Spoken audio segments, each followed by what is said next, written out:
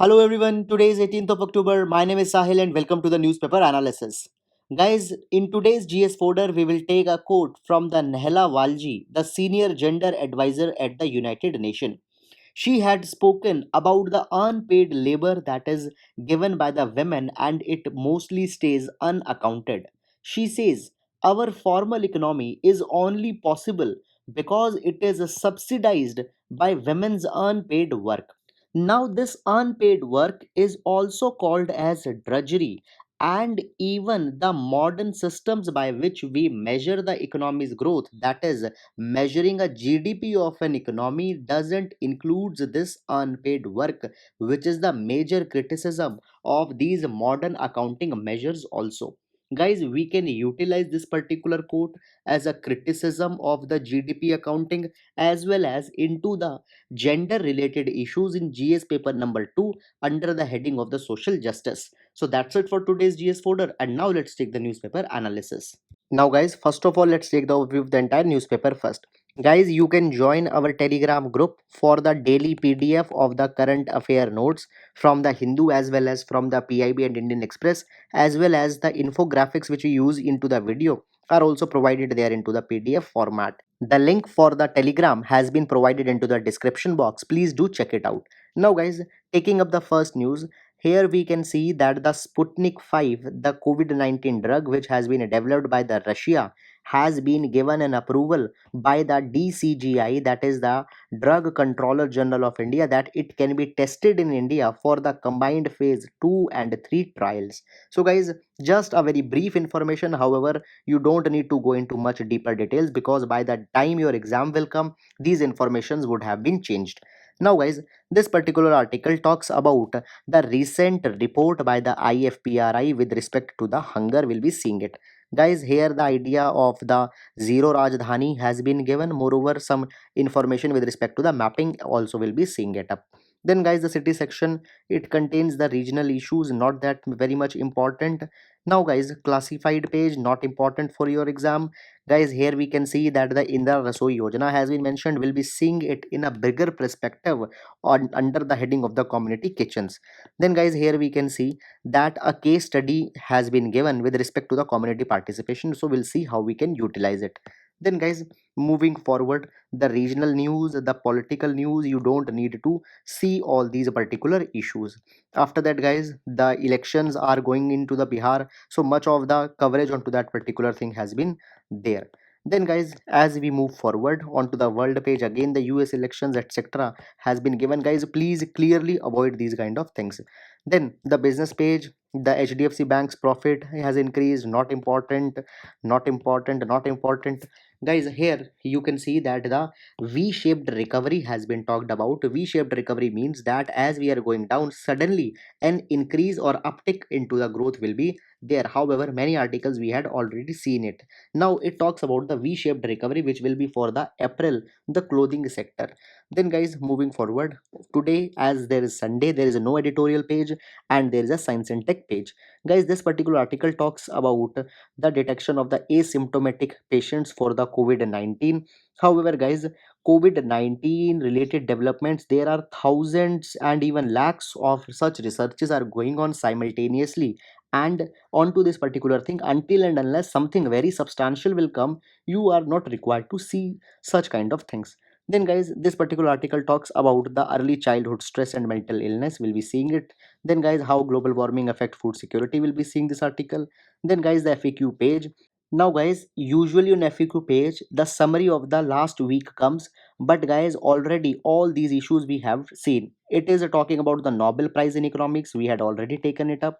This talks about the controversy that is going in Andhra Pradesh, where the Chief Minister Jagmohan Reddy had levied allegations onto the judges.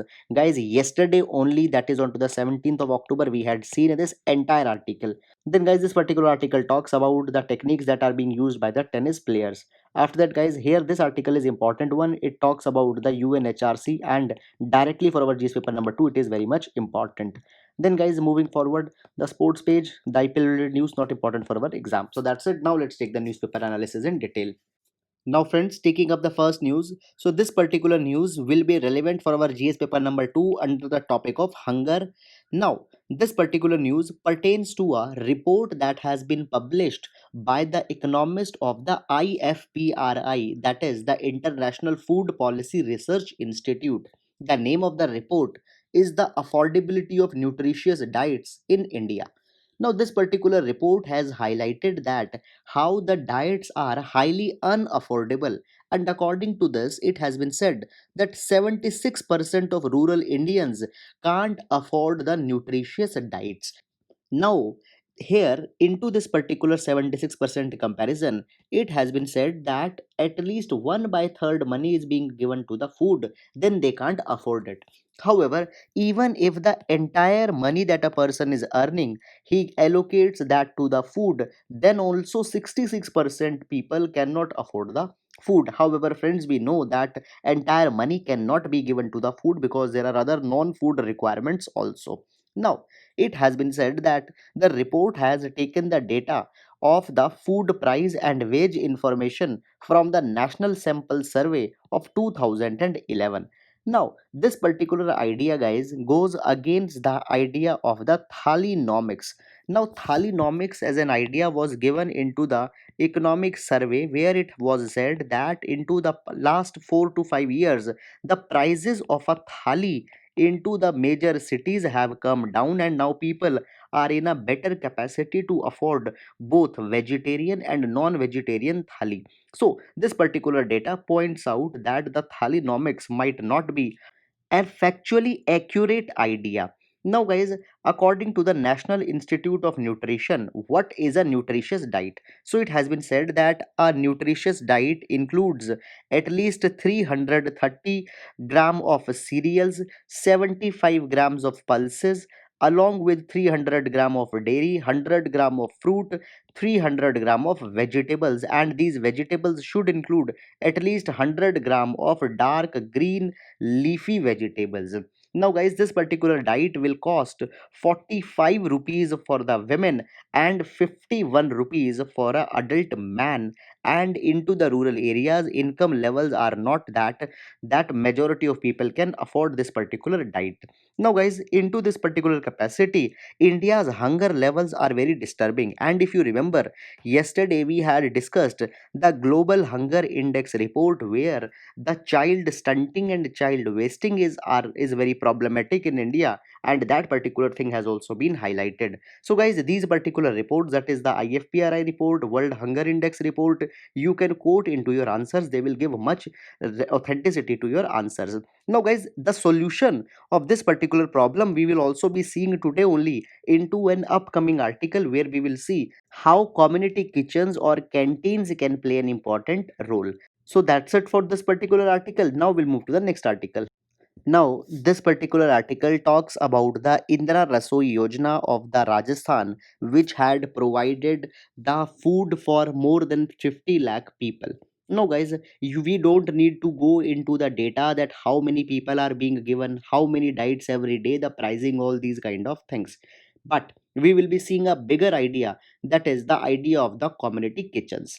Now, guys, community kitchens or the subsidized canteens are those institutions where people can come and they can eat the cooked nutritious diets at highly subsidized prices, and such kind of kitchens are operational in Brazil under the genre of the community kitchens. They are popular in USA by the name of soup kitchens, and in England by the name of the food banks, and in India we can see various examples also. For example, the Amma canteen or the Amma Ubagam in Tamil Nadu, Janta Ahar, which was a subsidized canteen into the Delhi, and now a new format of subsidized canteen is also being brought under the name of the Aam Admi canteen. Then there is the Indra Rasoi of the Rajasthan, on which this particular article has came. Now, guys, Indra canteens by the similar name are also there into the Karnataka. So it has been said that right now, rather than government providing the uncooked food under the National Food Security Act, should focus more onto these canteen type of models because they have much more relevance into the present times. Now, guys, we know that it has been said that the urban cities are the major centers of growth, and every day the urbanization is increasing so much that people are shifting to these urban centers. And the criticism of the National Food Security Act is that people can get food only if they have the ration cards, and often the migrant people who came into the cities, their ration card belongs to their hometown, but they are working in some other city and therefore they are not able to take the benefit. Though to solve this particular problem, government had decided to bring the one nation one ration card, where the ration card portability will be given. It means that a person, if even he has a ration card of Bihar and if he is working in Delhi also he can get the food. But still this particular thing has not been fully implemented. And guys, even if it is fully implemented, it cannot solve the fundamental challenges which can be solved by the canteens. We will see it here. First of all, guys, even into the National Food Security Act, the uncooked food grains, the coarse cereals, wheat which is being given, it can't fulfill the diversified diet criteria which we had seen into the earlier article. Obviously, under the NFSA, the fruits can't be given, the leafy vegetables can't be given. Secondly, guys, even if you give the food under NFSA, how the urban workers will cook that food? You see that there are large number of rickshaw pullers, vendors who might not have the facilities, the gas connection to cook that food. So even the NFSA can't fulfill that role. Therefore, the canteens might be much more usable. After that, guys, it has been said that these kitchens are not only having the orientation of providing food, rather they can be a big source of employment also, because the staff which is needed for cooking, washing, cleaning, all these kind of things can generate the employment, and particularly the women's can be given employment here. After that, guys, as anybody can have that food into these community kitchens, the migrants will be getting the largest benefit of it. So guys, it has been said that over the idea of providing the uncooked food under NFSA, government should give more focus on building the such kind of canteens into all of the states.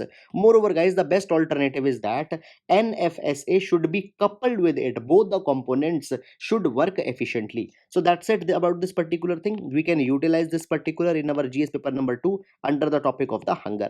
So that's all. Now we'll move to the next article. Now, guys, this particular article talks about a zero Rajdhani that is running into the Assam. Now, we don't need to go much into the details of this particular train as such, because not that much relevant for our UPSC exam. However, we will take a cursory glance and will be seeing much more important thing here. Now, zero Rajdhani, it is a temporary Rajdhani which has been made operational into the state of Assam and connects it with the New Delhi. Now, guys, this zero Rajdhani which I had talked about, it is operational via the Bogibeel Bridge. Now, this Bogibeel Bridge is important for our exam, guys, because it is the longest railroad bridge into India. Now, guys, I'm not talking about only road bridge or rail bridge, but the railroad cum bridge. Please keep it in your mind. This particular bridge connects the Dhamaji towards the north to the Dibrugarh towards the south, and this particular bridge had reduced the journey time by more than 7 hours. And as there the road component is also there, it also connects the two of the highways, that is the NH52 and NH37. Guys, please remember these highways because a question onto the highways have already been asked.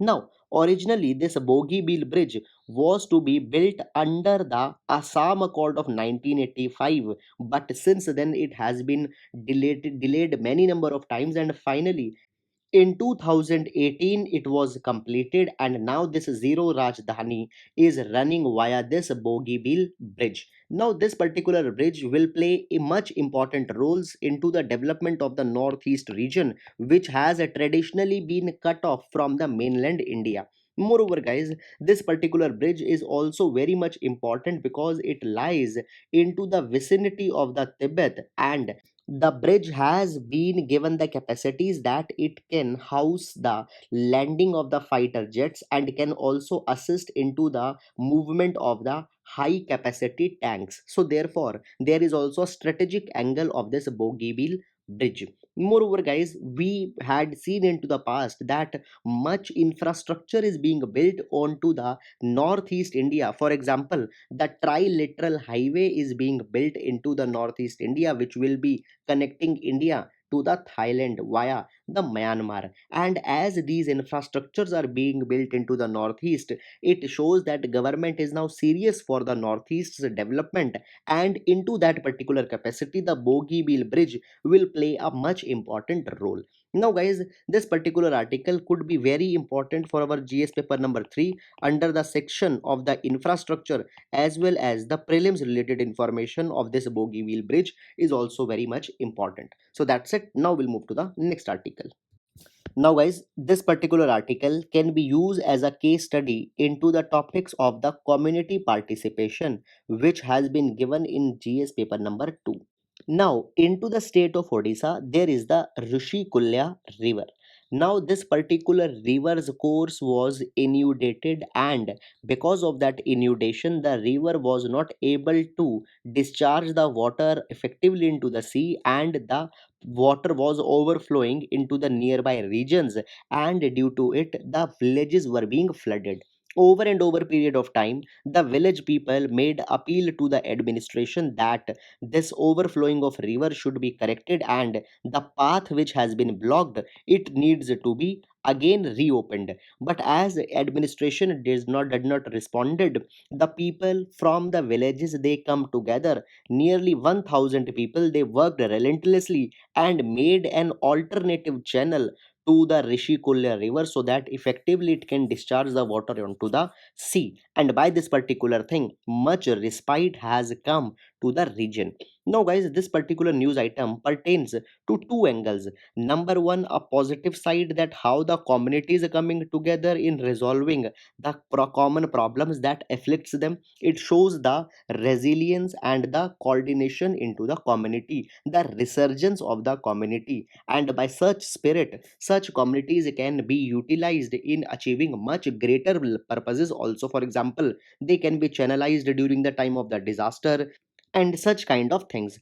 However, on to the other side, it shows a negative attitude of the administration, where administration did not responded swiftly when the problems of the common man were concerned. And in this particular thing, into the GS paper number 4, where the foundational value of the civil services has been written, there we can use this particular example as an example of the apathy, that is the indifferent attitude. Now, guys, talking little bit more about this, as the Rishikulya river has been mentioned here. So this is a very important river into the Odisha, and this Rishikulya river is a very important rookery. Rookery means a site where the olive ridley turtles come and they lay their eggs. Now, olive ridley turtles, they have been given the status of vulnerable onto the IUCN Red List. They have also been classified into the Appendix 1 into the sites, that is the Convention onto the International Trade in Endangered Species. Guys, these olive ridley turtles, these are the smallest of the sea turtles, and they are also the most numerous. But now they are being slowly being threatened, because the demand for their meat, their eggs has increased so much. Now, guys, these olive ridley turtles, they lay egg at one site in thousands of numbers, and such mass nesting sites have also been called as the Arabida. So, whenever the olive ridley turtle will come, the Rishikulya river's name will always be coming. So, guys, this is all about this particular news, both the implication based article as well as the coverage from the prelims point of view. So, that's it. Now, we'll move to the next article. Now, guys, this article is from the Science and Tech page, and it is talking as how global warming might affect food security. Now, this particular article is more relevant for our GS paper number 1, where the issue of the climate change related questions can be asked. Now, guys, into the news article, the analysis of two type of chanas has been made, that is a Kabuli chana and a desi chana, or what we call it as the Bengali chana.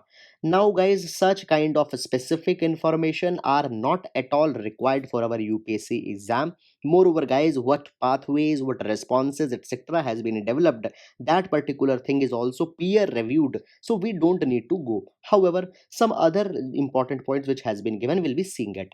Now, it has been said that the Industrial Revolution came in full swing around 1870, and since then up to now, much changes have came into the environment. For example, the average temperature has increased by 2 degrees Celsius.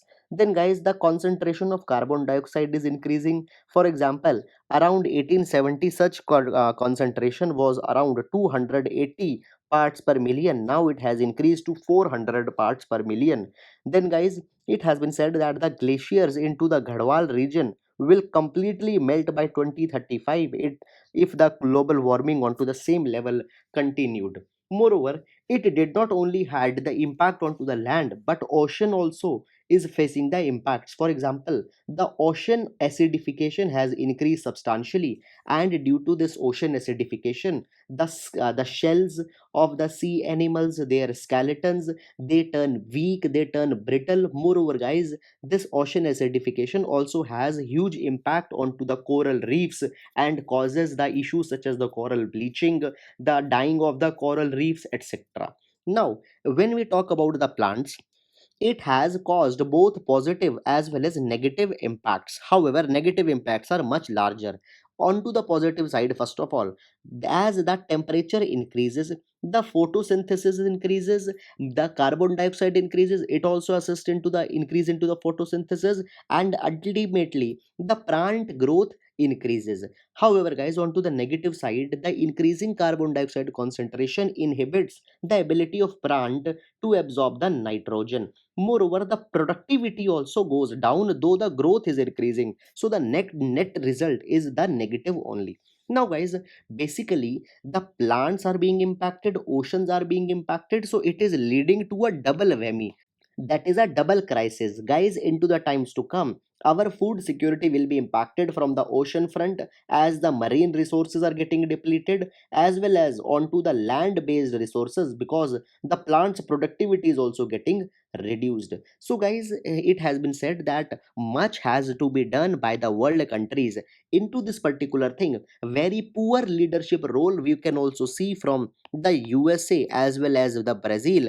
Guys, these are two big economies, much population is there, and outrightly they had called the climate change as some kind of propaganda, and they are not taking any active steps in mitigating the climate change related issues. So, guys, now a collective effort is needed onto this particular front. So that's all for this particular article, and now we'll be moving to the next article.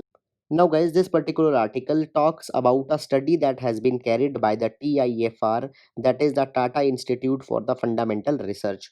Now, in the article, it has been said that if the childs are subjected to the early adversity, then into their long term life, they develop the mental illness and they develop the anxiety, stress level very much easily compared to those children who are not subjected to the early adversity. So, here the two mices were concerned. One mice was given some adversities during his early days, whereas the other mice was not given. So into the times, it was said that this particular one mice which was shown some adversity into his early days, he developed much more anxiety, much more stress, and even develop the schizophrenia like tendencies, that is a kind of a mental illness. So, guys, extrapolating this particular thing onto the level of the human beings, it can be said that the child which are subjected to much more adversity, to the stress during their childhood,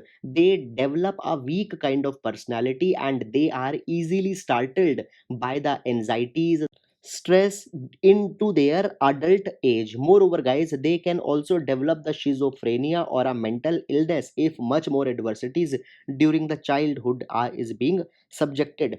Now, guys, it has been said that for this particular thing, parents need to understand that the childhood is very fragile, and onto this particular thing, they need to be given a much more enabling atmosphere.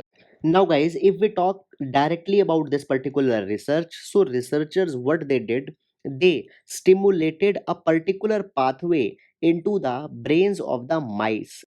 These pathways in turn stimulate the excitatory neurons into the forebrain region of the mice, and because of this particular thing, the stress levels are developed into the mice, and because of this particular thing, These mice, they developed the increased anxiety, depression like behavior, and even the symptoms of the schizophrenia. However, guys, if the same stress were given to the mice who were adult enough, they did not develop that particular thing. So it means that a child might learn to withstand adversity in his adult age, but into the younger age there must be the bad impacts on his brain health. Now guys, as mental illness, mental health is being talked about, so the mental illness of the children is also a particular concern these days, and in that capacity also such particular research becomes important.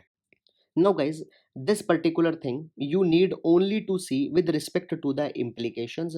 However, which particular hormone is being secreted, which type of medications have been given, such kind of hardcore biology related things you don't need to go, because questions on such lines are not asked into the UPSC.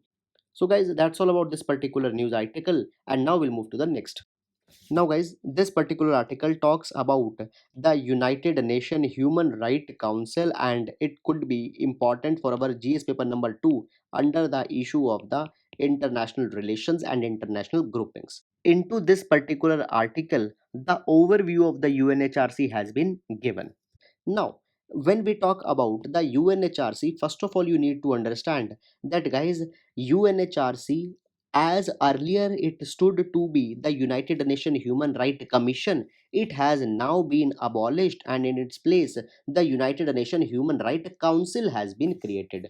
So, guys, this council, it has its headquartered into the Geneva, and it has 49 seats, and these seats are allocated onto the basis of the region. Guys, here you can see, so African states, they have the 13 seats, the Asia Pacific, they have again 13, Eastern European countries, they have the 6 seats, Latin America Caribbean, they have 8, and the Western European and other states, they have the 7 seats. Now before going further, guys, this particular thing we can also use as an example whenever we are talking about the United Nations Security Council reforms, because there we say that the UNSC is not representative of the present character, because the representation to the world has not been given in proportion to their capabilities. So there the model could be this UNHRC. However, guys, coming back to our article, so when we are talking about the UNHRC, these 47 members, they have a term of 3 years. They can fight again elections, but any of the state cannot hold more than two consecutive terms. Now, every year the election happens into the UNHRC, because the 47 members, their term end on different dates. Now, this particular year also the election has happened for the term of the member that will be starting from 2021. Now guys, all these are the countries have been elected into this year, and their term will start here. Now when we talk about the Asia Pacific, then guys, into the Asia Pacific there were the 4 seats, and for these 4 seats there were the 5 contenders. Out of these 5, obviously the 4 were selected, that is the China, Nepal, Pakistan and Uzbekistan, whereas the fifth country which did not got selected was the Saudi Arabia. Now guys, the UNHRC, as we are talking about it, who participate into the voting, who actually give the vote, so vote are happened by a secret ballot by the 193 members of the United Nations General Assembly. Fine. Now guys, when we talk about the task of the UNHRC, it first of all passes the non-binding resolutions with respect to the protection of the human rights.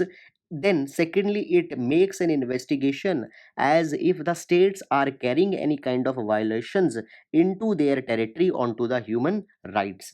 And thirdly, it also publishes the universal periodic review, where it sees the progress of the different states in protecting the human rights. Further guys, this particular organization also carries the thematic interventions. Thematic interventions means the development of human rights for the LGBT community, for the women community, for the rights of the freedom of speech and expression, such kind of thing. Now this particular UNHRC is also a very good example of the multilateral institution, because here the principle of one nation one vote system prevails, which is opposite to the system that goes into the IMF, World Bank, where the states have the voting right in respect to the contribution that they are making to the organization. Now guys, into such kind of a way, it turns undemocratic because the small states, their interest got geopolitized by the big states. So there also the UNHRC can be a good example. After that guys, as we have talked about the Saudi Arabia, which did not got elected here. So why it did not got elected? So the reasons which are being talked are majorly two. Number one, there was the killing of a journalist into the Saudi Arabia because he propagated about the liberal values. And secondly, there has been large scale detention of the activist into the Saudi Arabia. Due to this, the Saudi Arabia was not elected. Moreover guys, as we can see that the China has been elected, moreover the Russia has also been elected into its own category. However, if we see the record of these countries, they don't have a very credible proven record for the protection of the human rights. After that guys, even the countries such as the USA have withdrawn from the UNHRC in 2018. So a question comes that whether actually the UNHRC is relevant or not given these particular points. But guys, it into the article it has been said that no, its relevance is still very much there because there are countries such as the Israel, Syria, Iran, North Korea, Myanmar, Sudan, Cambodia, Belarus, Burundi, Eritrea, which have been strongly audited by the UNHRC and they have been condemned for violation of the human rights. Moreover, Sri Lanka has also co-sponsored the resolution in 2015 where they said that they will be protecting the human rights. However, guys, now the new government had withdrawn from that particular thing, but still we can see that the earlier understanding came because of the efforts of the UNHRC only. Now, guys, UNHRC also provided its very strong stand when a black citizen into the US, George Floyd, was killed by a police officer. Now, guys, with respect to the India, many aspects of India has also been criticized. For example, the Citizenship Amendment Act was criticized. After that, guys, the Kashmir issue was criticized. However, recently the UNHRC has praised India also because of the release of the political prisoners. However, it has still expressed the concern with respect to the shutdown onto the 3G 4G internet, 3G internet into the Jammu and Kashmir. So, guys, basically the UNHRC has been a mixed bag which has its own success as well as limitations.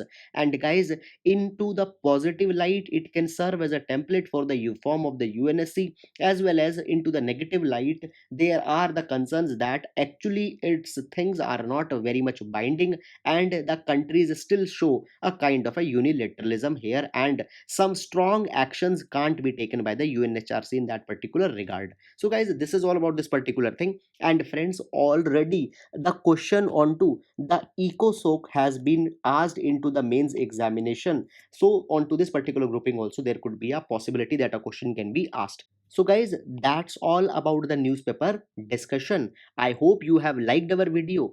Friends, the MCQ questions for the yesterday's news article you can attempt on our Telegram group into a quiz format where immediately you will get the right answer as well as immediately you will get the explanation also for the questions which you have attempted. So, guys, please do take this Telegram MCQ quiz every day and it will be helping you to track your progress. So guys, that's it. I hope you are liking our discussion. Thank you so much.